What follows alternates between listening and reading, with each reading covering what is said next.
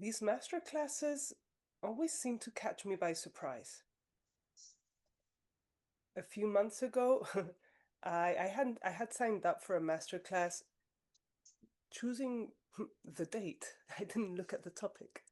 I just chose the date because it was a date that suited me, and I have children and a busy life and I travel.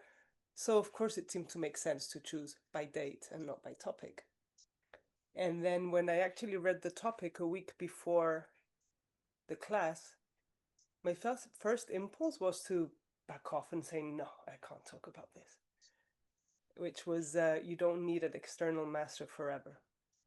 It's actually on our YouTube channel, and well, maybe Magda, at some point you can share the link where people can access all the master classes that we've given to date. And something similar happened when I looked at the title of this masterclass tonight. Don't carry or don't burden yourself with traditions or the past. And it became quite a challenge because, in particular, I love traditions.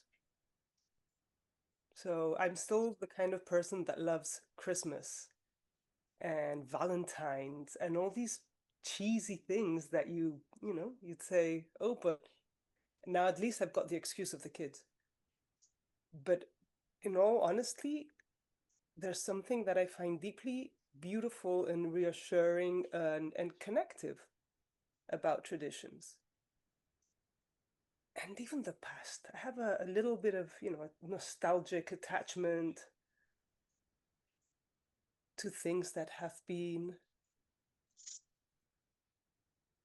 Maybe it has something to do with the fact that I'm also rather happy with my life and how it's gone. But I mean, for somebody who absolutely has Christmas as their favorite date of the year, it's very ironic to have to develop a master class of traditions. What is there to say? And I love rituals too. Ever since I was a kid, I used to have all these books on white magic and would do all these little rituals and burn the candles and spread the flowers and actually even recently with Anthony we celebrated um, I don't know how it's called in other places. In Spain, it's called the Night of Saint John, La Noche de San Juan, which is the night from spring to summer, and it's a very pagan festivity. You have huge bonfires on the beach, and you burn something that's old that you want to let go of, and you write on a piece of paper what you want to invite into the sea, and at exactly midnight you have to have your feet in the water and release your wishes. And we did it with Adani and his wife and another friend. And it's all these beautiful traditions that and rituals that remind you also of certain things. So so for me, the core of this premise has to do with the word burden, has to do with the word carry, because everything that you carry is something that is not yours. If it's yours, you don't carry it. I can only carry my phone because it's not really me. It's not mine. It's separate from me. It hasn't become incorporated. And that really made me reflect on what is really a tradition and what is the purpose of a tradition.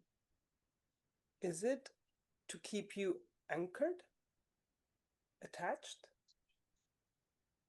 to something that you might not even resonate with, that might not be yours,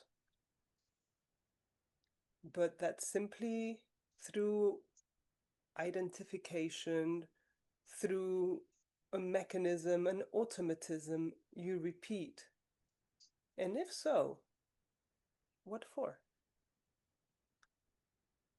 So I want to invite you all to whether to reflect upon whether there's any particular tradition in your life that feels like a burden, that feels like something you're carrying.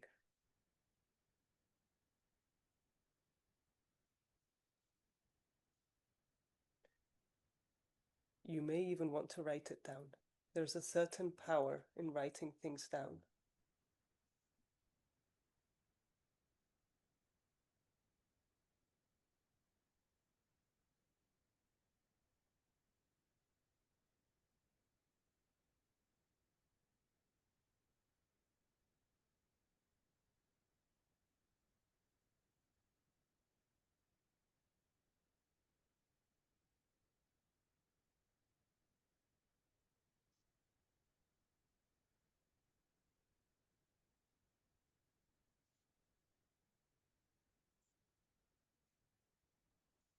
And once you've connected to it, and if you've written it down even, then ask yourself, what is this still present in my life for?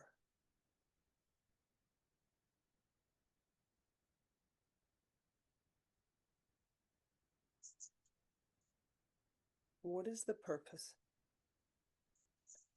What is the benefit, perverse benefit even, that keeps me attached to something that no longer feels alive?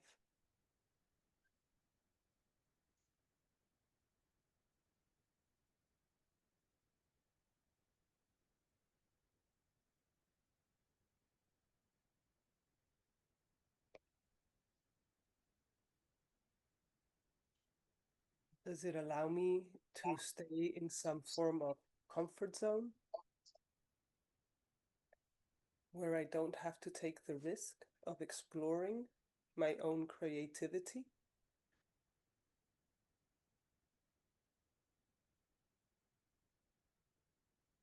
Does it keep me away and disconnected from my own power, from being my own creator of my own life? Maybe do I do it out of compassion? It could be. Do I do it to satisfy a part of myself that needs to feel accepted, that needs to feel acceptable,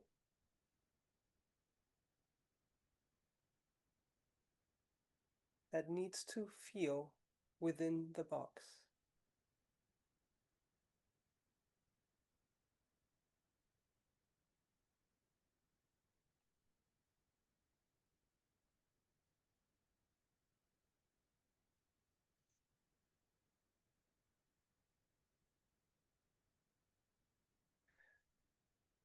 Do I do it to continue confirming my parents' idea that I'm a perfect daughter, a good son, to fulfill the labels of being a perfect mother?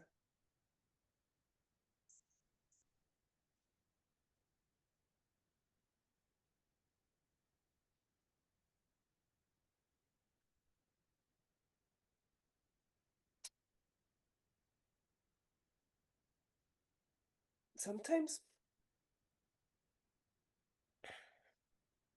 here in this organization, especially in the beginning, we received a lot of criticism, a lot. First, from people who thought that master plants or ayahuasca could only be offered in the jungle,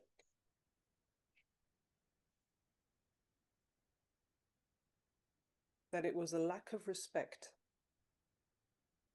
to take it away from the jungle,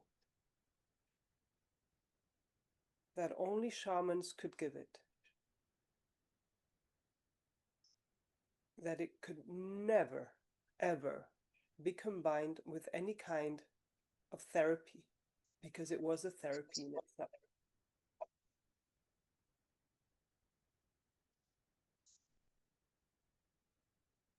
And I remember that at that point, I started questioning myself. How can it be that people who are so convinced of the power, the sacredness, and the intelligence of ayahuasca judge and condemn anything that happens around ayahuasca? If they say that it's something that is alive, that is something that has its own spirit, might it be that it's the plant itself that decided where, with who, and to whom, and in combination with what it was going to be offered? Now, I don't have an answer to that, and I'm not saying that that is the case.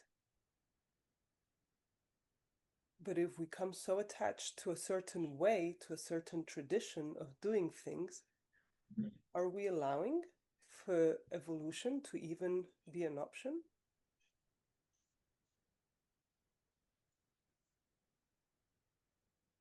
Is it coherent with the energy of healing that at least everybody involved in the conflict seemed to agree that ayahuasca has?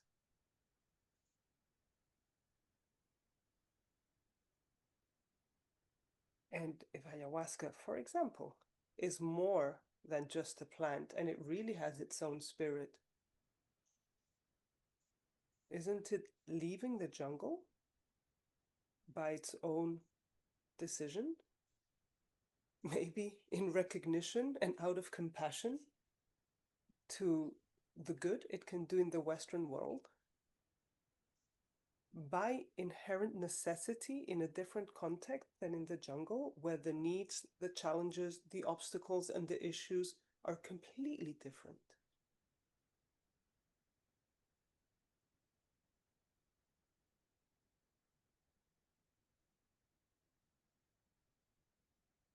So when we've worked with shamans, when we receive shamans here in Europe, I love their tradition so much.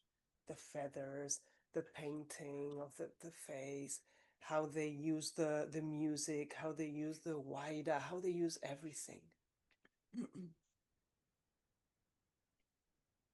And there I can see the beauty of a tradition. And I can really enjoy it. And I can also enjoy being in one of our school modules and seeing the students learn how to give their first ayahuasca sessions. Without feathers, without body paint, sometimes without music, oftentimes with zero musical talent. Nervous, new, and it's so beautiful because they have no idea of what they're doing, but they're doing it. They're doing it, and they're doing it with all their heart. Yesterday we had this situation here. All the flights went wrong, the house went wrong, the car didn't work. We arrived at midnight to a house we did not know. Exhausted, stressed. Yet there were two students who offered themselves despite their exhaustion, despite the stress, despite nothing having gone the way it was supposed to go. They made themselves available to give a session to the others. And this morning we were seeing that it was one of the most beautiful sessions that some people had experienced because it was soft, it was gentle, it was tender. It was exactly what was needed. And there was not much traditional about it, but there was barely anything planned in it. So it had the beauty, the freshness, the spontaneous innocence of something that belongs exactly to the present. Exactly to the present. It responds to what's alive, to what is present right now. It doesn't respond to the need for it to be in a certain way, because sometimes it's not possible to be that way.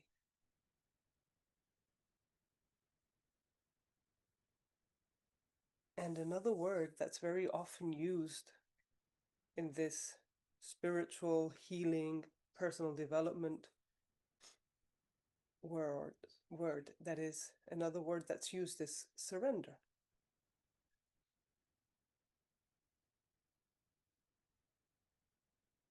And then there would be a question of what is it that we surrender? And surrender is an extremely rich word. It can mean many things. Surrender, yes, can be a complete letting go into something new and becoming something that has to do with unity in its highest form. But in its more initial stages, surrender is also about giving up our ways, giving up the manner in which we think we are, giving up the way in which we think that things need to be done. In that sense, we can find many examples, even in very common domestic life, about traditions that we're holding on to unconsciously. A tradition can be something truly beautiful if you live it through consciousness and with consciousness.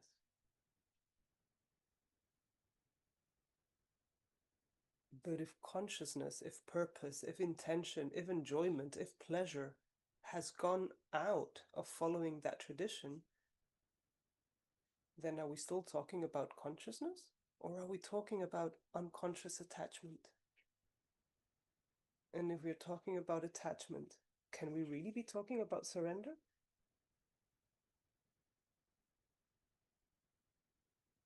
If we need things to be a certain way for them to be right, are we really in tune with the energy of perfection, of how the universe flows?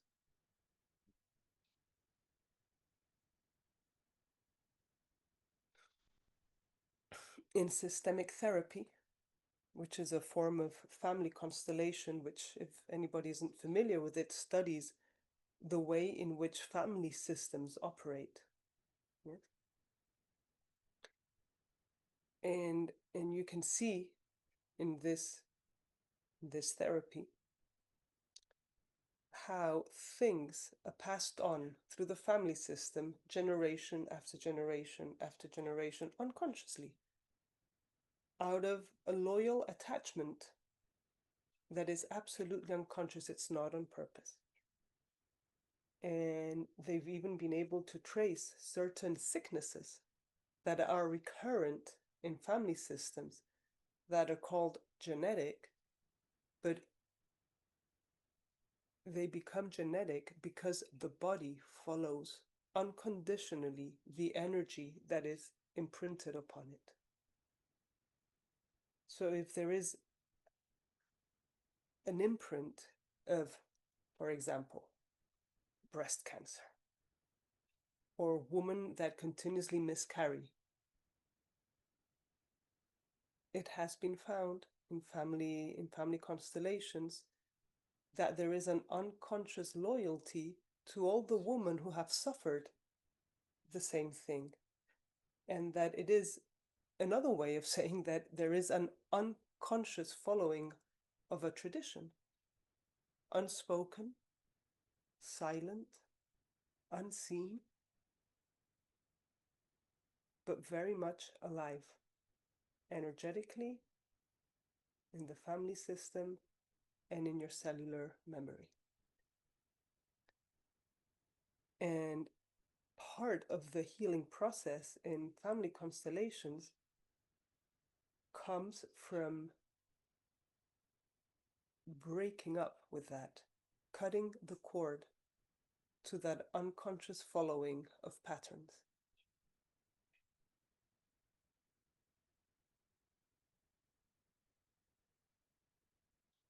And one of the phrases that are used is, well, please, thank you for the life that you gave me. Please bless me if I do things my way, for example. or giving back the burden.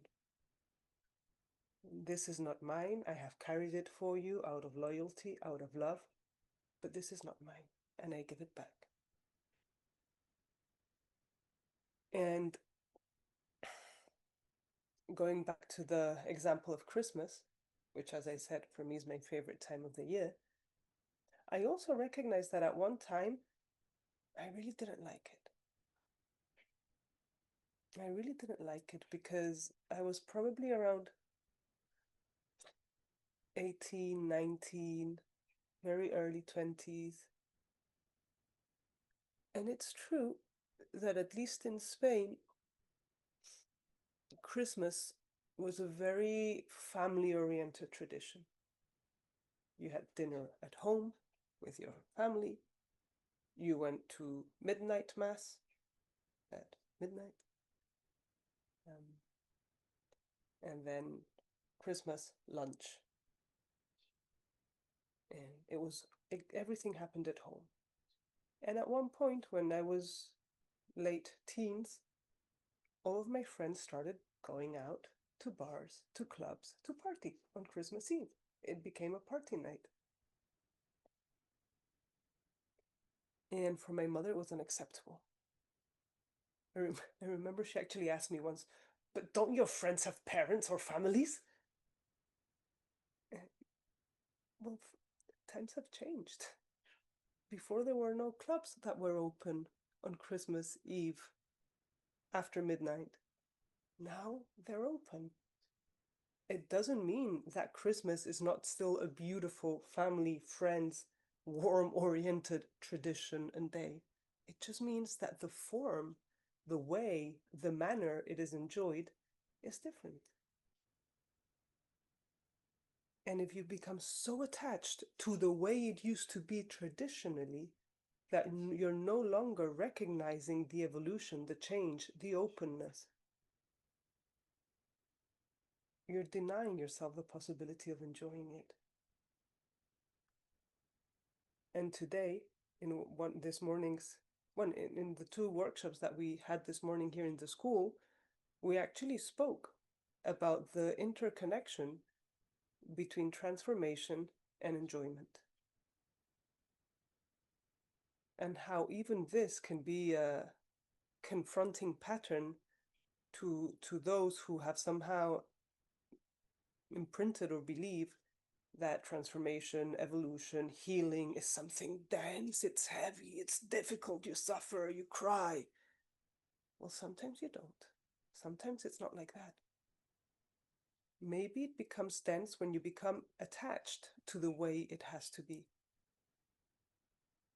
Because something that's a tradition doesn't necessarily have to be only alive in the past.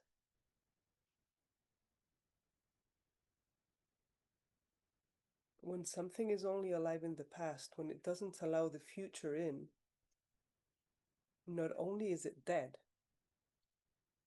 but it's completely tasteless. It's bland. It doesn't even exist anymore. If it's not alive in the present, it doesn't exist. It's a memory. It's the mind.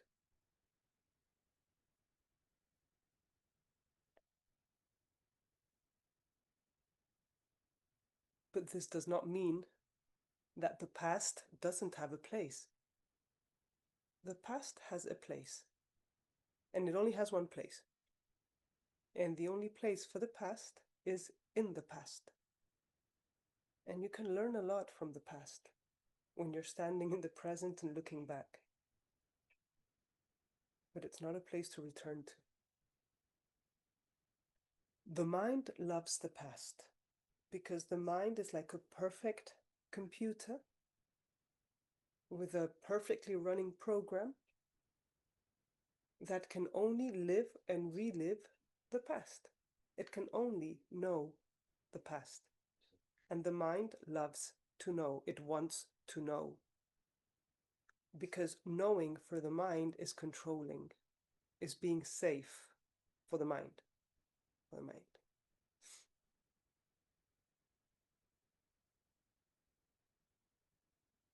But the only things that can be known are things that have already happened.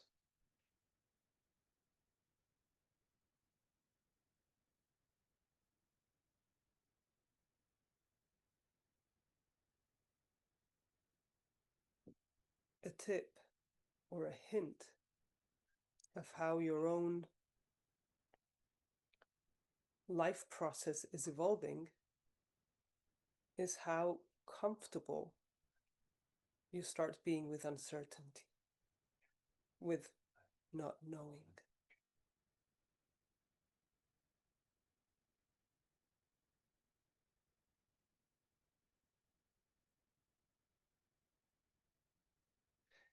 Because what the mind experiences as uncertainty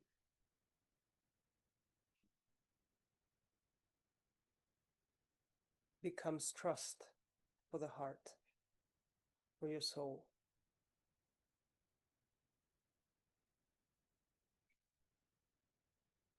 And being in that place of trust is being completely in coherence, in rhythm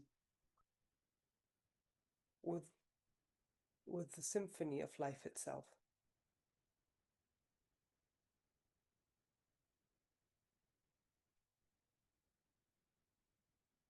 And I'd like to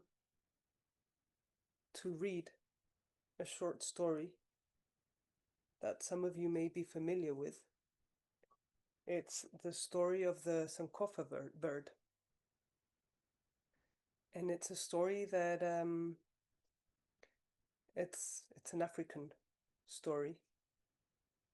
And it has to do somehow with the past being in the past, not as something to be forgotten, not as something to be denied, but as an archive of certain information that you can learn from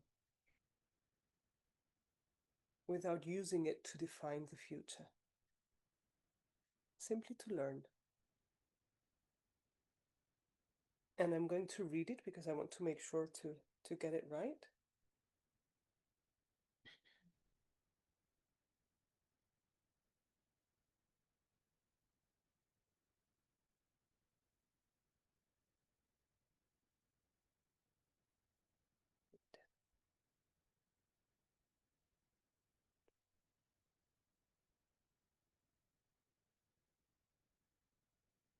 But anyway, before going on to the Sankofa bird,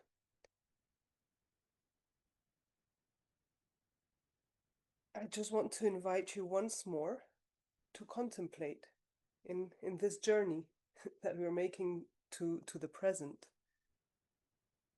to contemplate the possibility of reviewing those traditions, those rituals that are still present in your life. Just as a check-in of how many of them are bringing pleasure, real joy. Even if you're doing it out of compassion for, say, I don't know, your mother, that could also be a form of pleasure, of satisfaction, if it's really compassion. And perhaps if you let go of the attachment or the demand, the self-demand around a certain tradition, you might find yourself reconnecting with the purity of the origin of this tradition, to actually reconnecting with this tradition as, as a source of pleasure, as it possibly once was. And maybe that pleasure, that enjoyment has simply become disconnected or forgotten because it has been done from a place of demand and not of authenticity.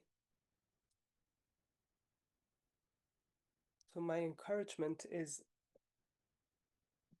because it's very easy, you know, to listen to certain words and say, oh, I'm going to get rid of traditions. I'm never celebrating Christmas again.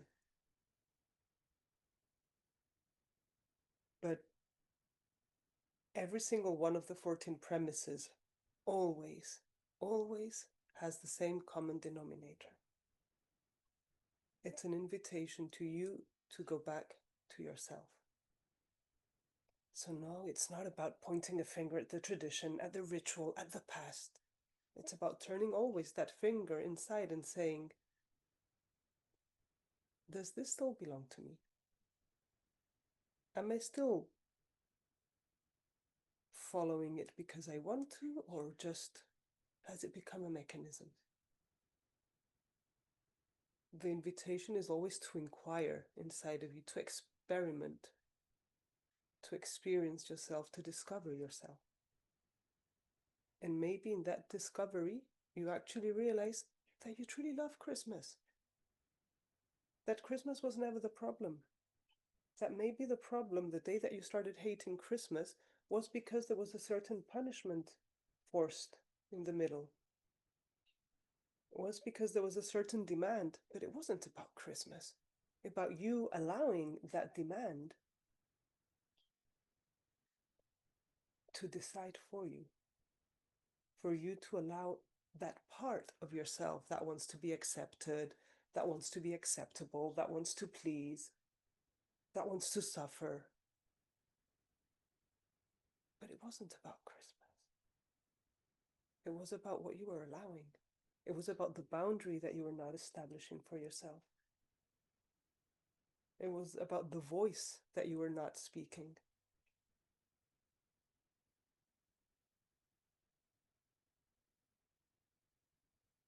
And I wanted to really emphasize this, especially because now shortly we're going to be starting the workshop on identification, conditioning, and perception. And here we're going to be even more emphatic on the fact that it's not outside where you're going to find the answer to that. It's always going to be inside. The point of encounter with the outside is going to happen inside of you.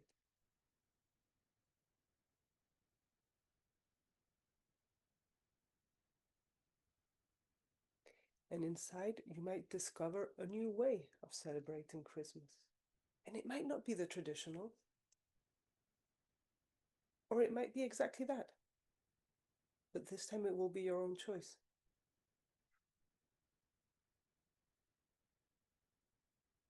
And it might be that you become the most traditional Christmas celebrator in existence. But it's going to come from the inside this time, not from the outside.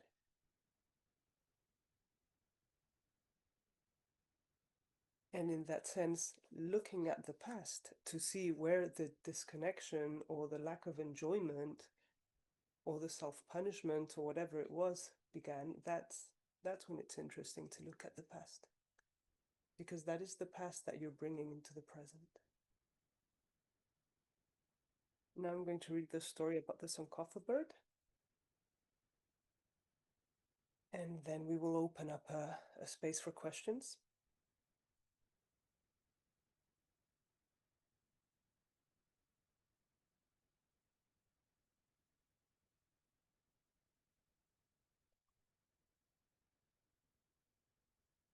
The story of the Sankofa bird. The Akan elders tell that in ancient times, men and women always walked forward, but never looked back. They forgot their mistakes and their victories. They repeated the same falls. They lost the seeds of wisdom they had once planted along the way. Then a sacred bird appeared. Its body facing the future, its head turned back. In its beak, it carried a fragile, perfect egg.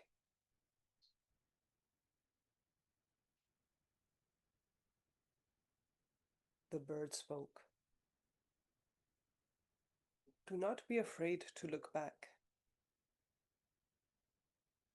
The past is not a prison. It is a teacher.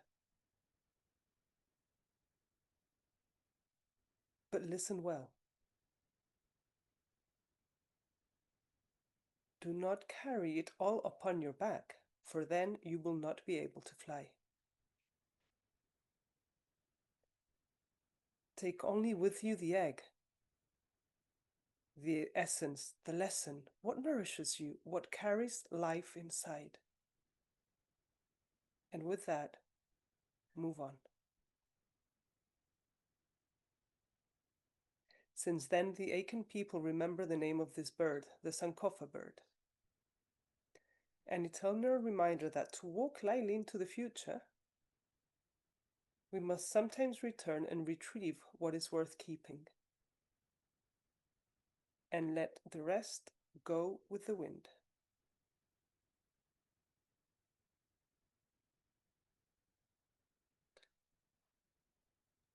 The Sankofa bird tells us a story that looking back does not necessarily mean chaining yourself to the past. It has to do with choosing. And then the past can become a tool for freedom and not a chain for things to never change.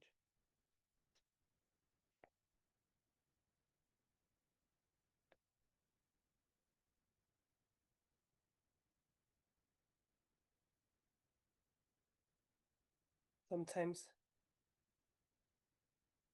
very often, we become disconnected from our own creativity simply because we have forgotten everything that we have already created. Simply because we don't yet recognize ourselves as the creators.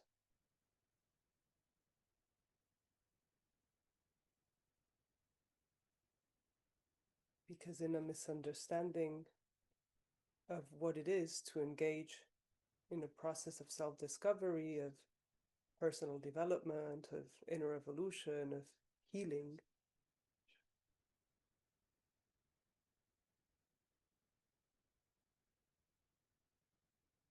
we really forget that everything is inside of us.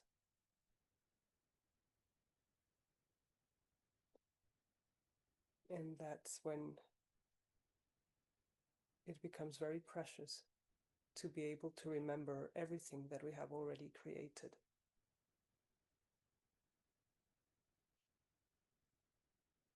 Not from attachment, not from rigidity,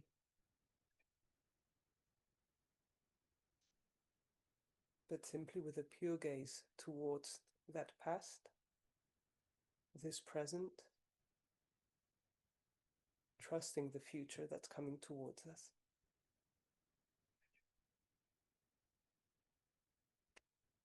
And simply allowing ourselves to receive what is already coming.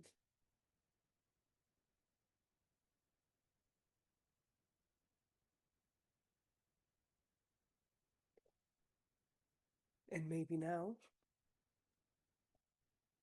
if you have actually written something on a piece of paper, or if you have connected to something that feels like a burden,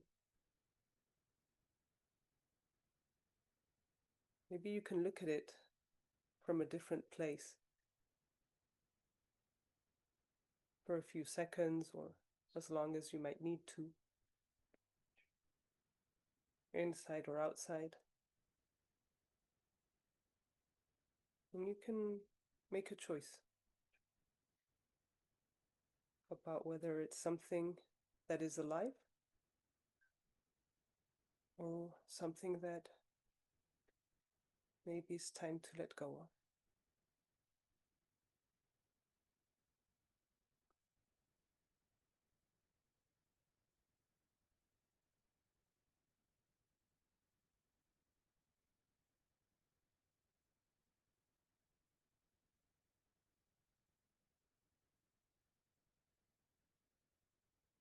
I thank everyone for being here tonight, for listening.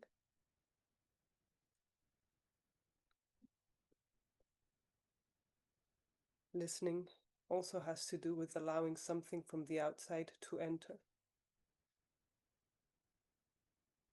And hopefully the words that have entered will touch places that will open up new reflections, new spaces,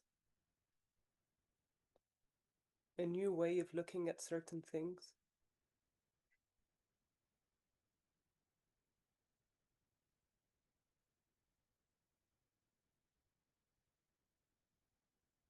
Maybe a new space for comprehension. And when we receive certain comprehensions, then the light of consciousness becomes a little bit stronger in spaces where before there was darkness. If anybody has any questions or would like to share something, now would be the time for it. Or maybe Magda is going to be reading the questions. Hi, Laura. Thank you so much for that beautiful class. A lot of things you just said really resonated with me and where I am right now in my life. So it was just beautifully hearing you. Thank you so much. Mm, so just one person wrote a question, but I invite you, all of you, if you wanted to ask Laura anything about this topic, about a school maybe, or even if retreats, if they are open to that, you can also write it and we're gonna read it. So the first question that came is from Marco. He says, as I wonder in this context exactly what is the critique of the indigenous shamans regarding the serving of master plants? Was it truly about serving master plants in Western society, or was it somehow about certain inclusions of the indigenous in the process? For example, exchange, conversation, mutual respect.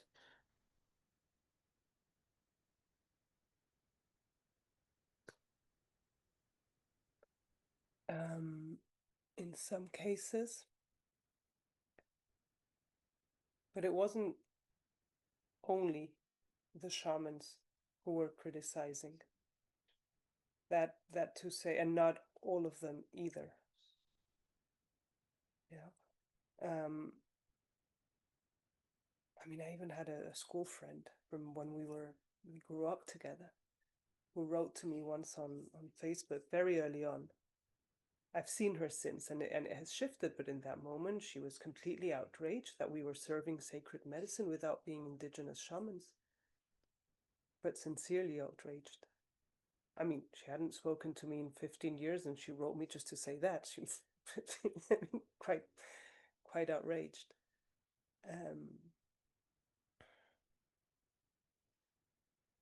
Other shamans were very happy that the plant was making its way around the world and out of the jungle, and recognized that it was moving by some energy or will that wasn't just capricious human beings. Um, some of them considered and still consider that only shamans from a certain lineage should be serving ayahuasca. And some of them even fight amongst themselves because they consider themselves the rightful or authentic representatives of ayahuasca.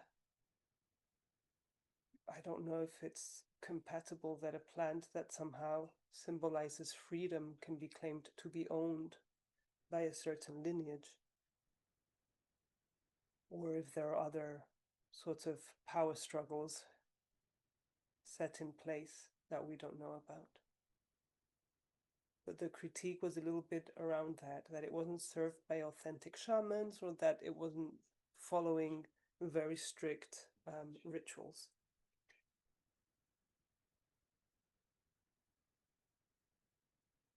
But to be very fair, it wasn't only shamans, and it wasn't um, all of them either.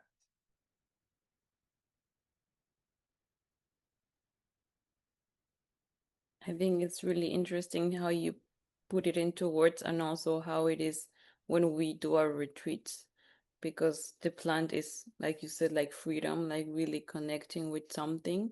And because we connect with the plant in a different ways, kind of also respecting the tradition. We see it, we acknowledge it, but we also take another way.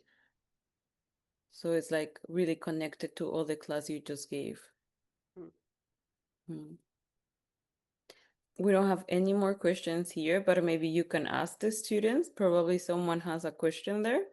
Ah, I think that would be interesting.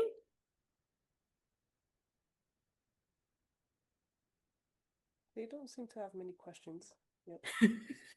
Or yes? No. I kind of have a question. You can, okay, yes, Oscar, then. Good, Go ahead. yeah. What are we competing about? What's the premium? Is there like, what's the ranking? What's the price? Competing. Yeah, because that's what it's really all about.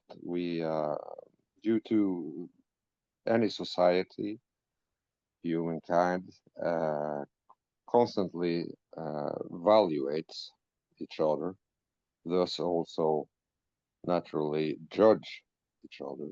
So it becomes a competition rather than co-creation. Hmm. Why is what's the reason for so many giving in for this? Because it's really all based on somebody external ID, somebody else that we then follow. Because surely none of us have the total perspective overall, enabling perceptuality qualified for judging, as far as I can detect. Thank you. So, So it's um, really a request of co-creation as opposite as competition, yes. which I observe is also very much present in most spiritual tribes, fortunately. I could give a very esoteric answer. The reality is that I don't have an answer. I have an opinion, which is the most that I can give, a perspective.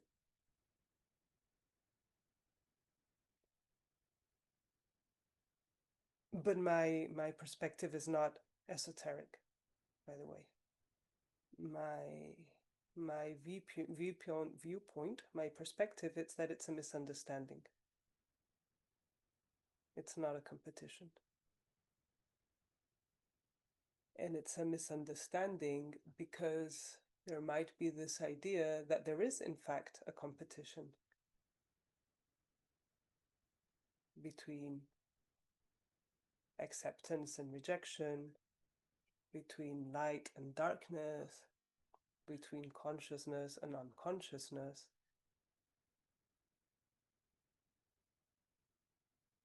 And the competition is a misunderstanding because it just seems that polarities are simply a byproduct of duality, and the experience is an experience of duality. What is at the core of the misunderstanding, in my perspective, is that every single human being is looking for love.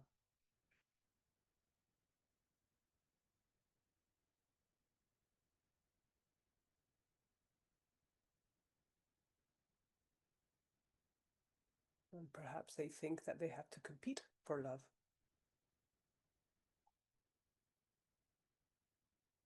Maybe it's a big family. There wasn't enough food, and the children had to compete amongst each other for food. We're talking about something that might be very deeply imprinted in our DNAs, in our cellular memory. Maybe it was a big family and there was one mother, and the children thought that they needed to compete for the love of the mother.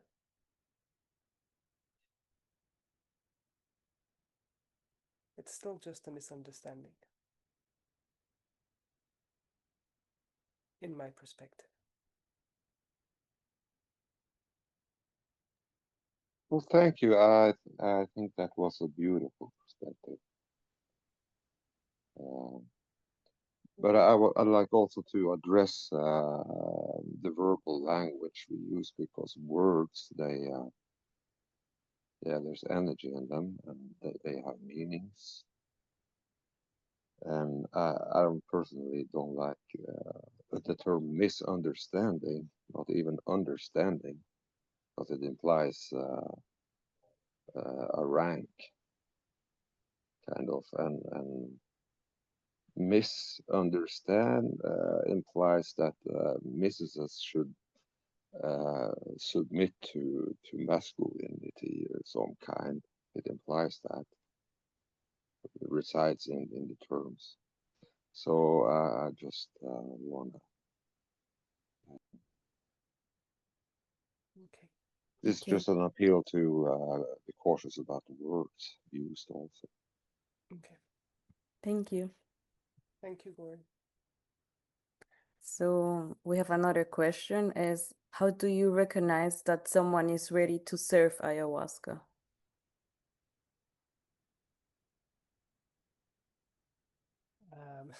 I would invite you to come to the training and discover that. Yes. Um, so for example, Marco is asking an interesting question. Wouldn't it be wonderful to put it in the efforts to make master plans available to anyone, for example, also independent from our organization? I'd say no, because it needs guidance. So should I repeat the question?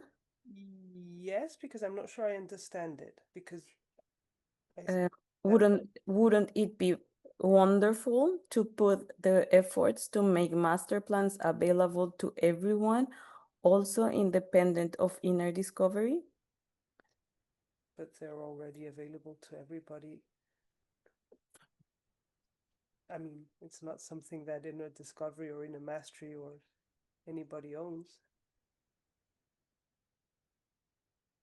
Yes. Like the Amanita, it's on every. Goran, we're trying to follow a little bit of a structure where people write the questions and then Magda can tell them so that we follow an order. Mhm. Otherwise, it can become a little bit chaotic. Thank you. Yes. So I don't know, there are people, when I read this question, something that came through was like people think that we have the plants and we just keep it for ourselves and we don't share it somehow. So it's like interesting because the plants are everywhere. Like saying like, oh, there's a palm tree and we only keep the palm tree for ourselves. That's not possible. Besides, we buy the ayahuasca from the shamans, so it's not like we own it. We buy Yeah, we buy what we need for our retreats. So I'm sure that if anybody wants to buy it, it's also very much available. that's true. So we don't have any more questions. So I don't, you want to share something before I share something about our organization? No, I can. No, no, you can go ahead. Thank you. So thank you, Laura, so much for giving this wonderful class. So I'm gonna talk a little bit about what we do in our organization. Like Laura mentioned before, our main topic is we give beautiful retreats with ayahuasca all around Europe. So I'm gonna send you the link so you can see it. You can see maybe where you wanna go. So we have it in different parts. We have it in Spain. We have it in Spain, Germany, Belgium, Norway, Switzerland, Italy, different parts. Turkey also. Am I missing some? Romania, Ireland. Ireland also, exactly. Well, in Italy, we have retreats without ayahuasca. In Malta, Yeah, we also organize traditional trips to Peru and to Colombia. exactly. I was wanted to talk about that one also. Like we have one retreat coming up September. We're going to the Amazons in Peru. So I can also share the link here. So But actually, that journey is booked. it's booked and they can read the how it could be just for information. So if you're interested, you can read a little bit more there how the trips are to the Amazons. And also, like after a retreat or even after a session with an entheogen, it may happen that you want to integrate something and maybe you need a little bit extra support. So we also have one-on-one integration sessions.